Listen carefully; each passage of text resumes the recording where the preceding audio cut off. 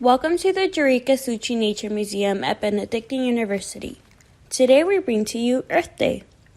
Earth Day is widely recognized for bringing our attention to global warming and climate change, as well as ways to help our communities in order to promote a healthy environment.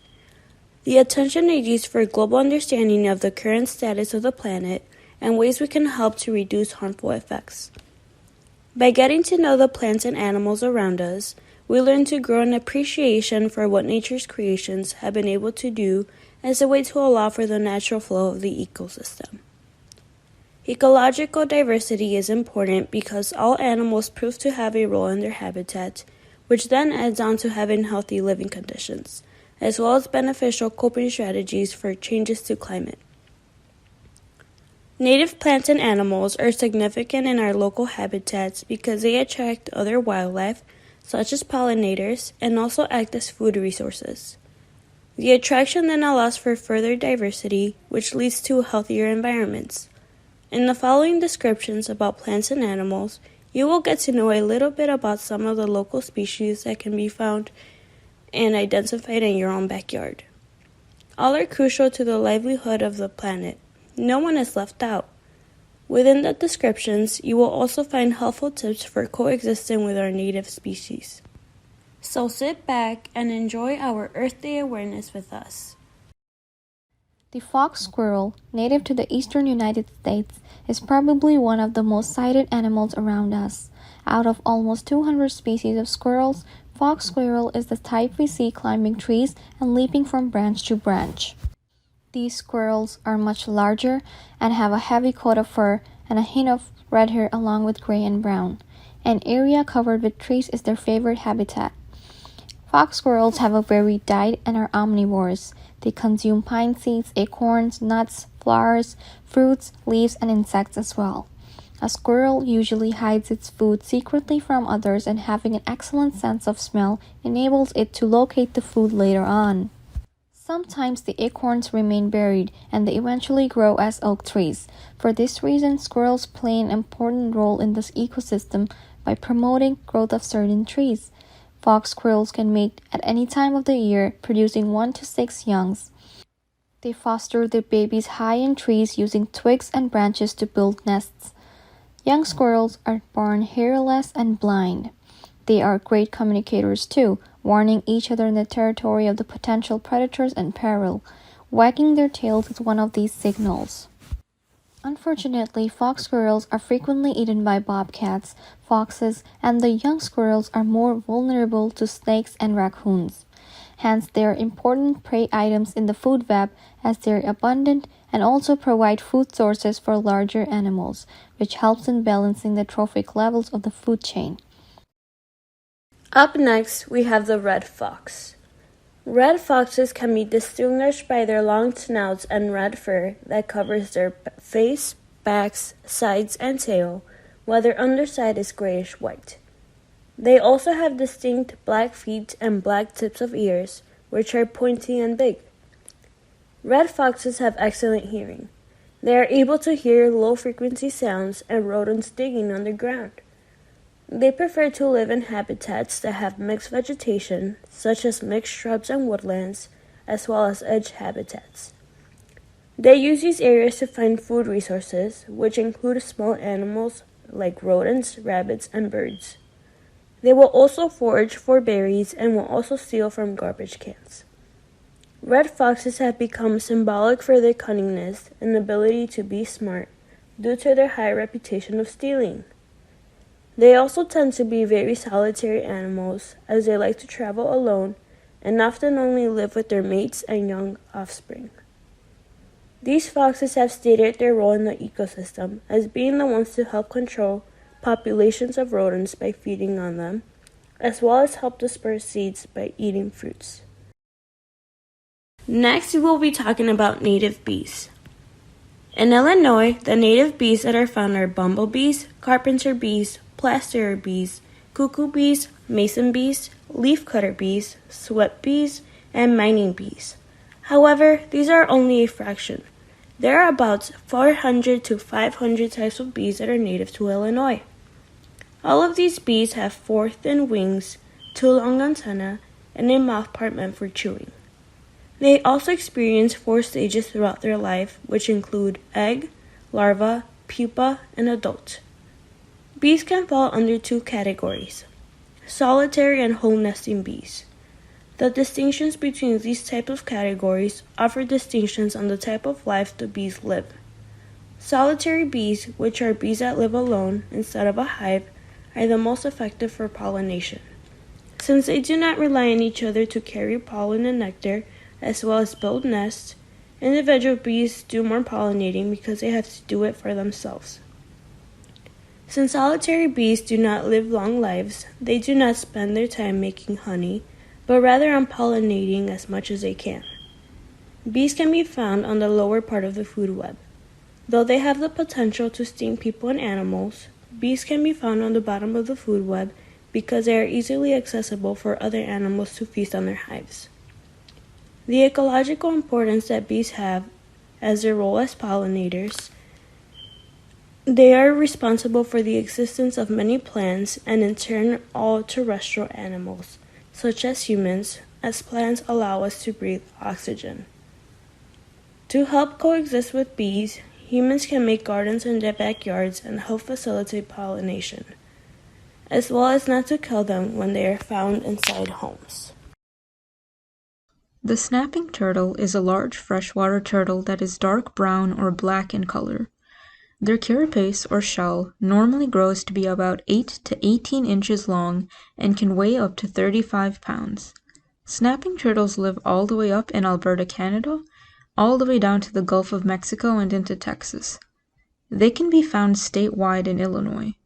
These turtles can live up to 30 years in the wild and up to 47 years in captivity. They live in fresh or brackish waters, which is water with a salt content between freshwater and saltwater. Snapping turtles spend all their time in water, but lay their eggs on land. They eat both plants and animals and help the aquatic ecosystem by acting as a scavenger, eating dead organisms from the waters. Adult turtles eat a variety of aquatic plants and animals such as fish, amphibians, and ducks, but they have no known predators aside from humans. Snapping turtle eggs and hatchlings may be eaten by large water birds, foxes, snakes, or even large fish. Since they prefer to stay in the water, we usually only encounter them during mating season. These turtles should not be picked up by their tails, as that can cause injury. If you are ever in a situation where you need to move them out of the road, try to nudge them into a box or use a towel and pick up the turtle by the top of its shell by its back legs. Up next, we have turkey vultures. Turkey vultures have an awesome element that makes them so distinctive from other vultures that bird watchers can really take out of. When flying, turkey vultures' large wings allow them to soar up high with its wings raised in a V while making wobbly circles. They can be recognized by their length of 64 to 81 centimeters, brownish and black plumage, and a bare head and neck. The bare skin can reflect pinks to bright reds and have a long neck to help them soar. They can be commonly confused for black vultures, which one should look for the distinction of color to be able to recognize them from each other.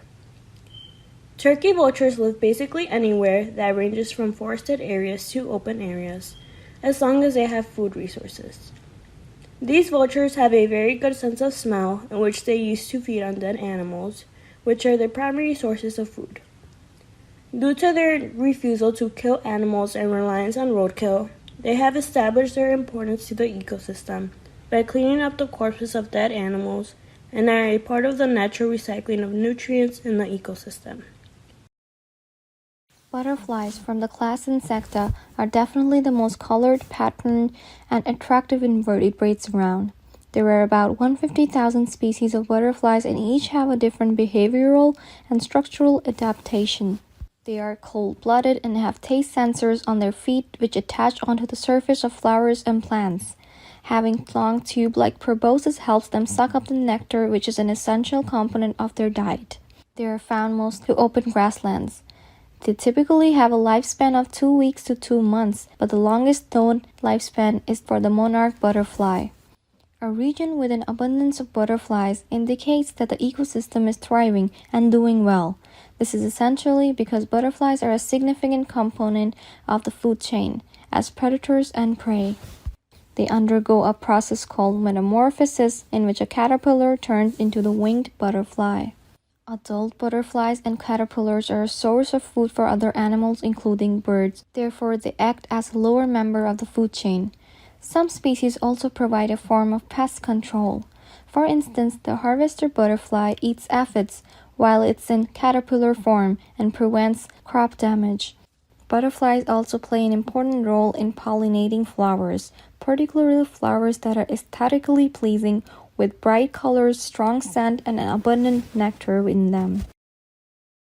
American kestrel, known as North America's little falcon, is one of the smallest raptors, as it has a ferocious intensity packed into its small body.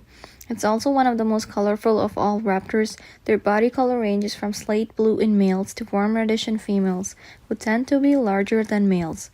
American kestrel eats insects, small rodents, and birds, but they could also eat small snakes, lizards, and frogs. They are also seen preying on larger animals, including red and fox squirrels. However, they end up as prey for larger birds and snakes. Kestrel populations have been declining, but breeding pairs can easily be attracted by putting up nesting boxes. Some of the important ecosystem roles kestrels have include their place in the food web as primary predators of small herbivorous animals.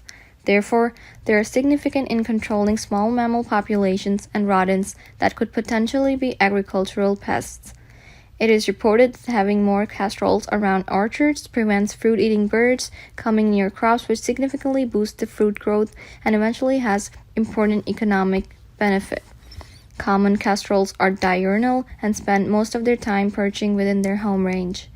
Given that the kestrels are predominantly solitary, they only communicate visually and acoustically in the mating season. Females typically prefer open habitats, while males are more towards wooded and leafed areas. They have to keenly guard their nesting sites, as there are some flickers small squirrels who are in competition of those sites. Kestrel populations have declined by 1.4% per year between 1966 and 2017, which although does not pose a big conservation concern, but it is a result of farming practices that clears land, causing destruction of habitats and nests. An additional threat is exposure to pesticides, as they destroy the insects, spiders, and other prey on which the birds depend. Thank you for joining us in our nature journey today, and we hope you got an amazing chance to learn with us. Please visit the museum's website at ben.edu/museum for more resources and information. Make sure to follow us on Facebook and Instagram at JSNM@BU, and also listen to our monthly podcasts at anchor.fm/JSNM. We look forward to more fun and learning with you all.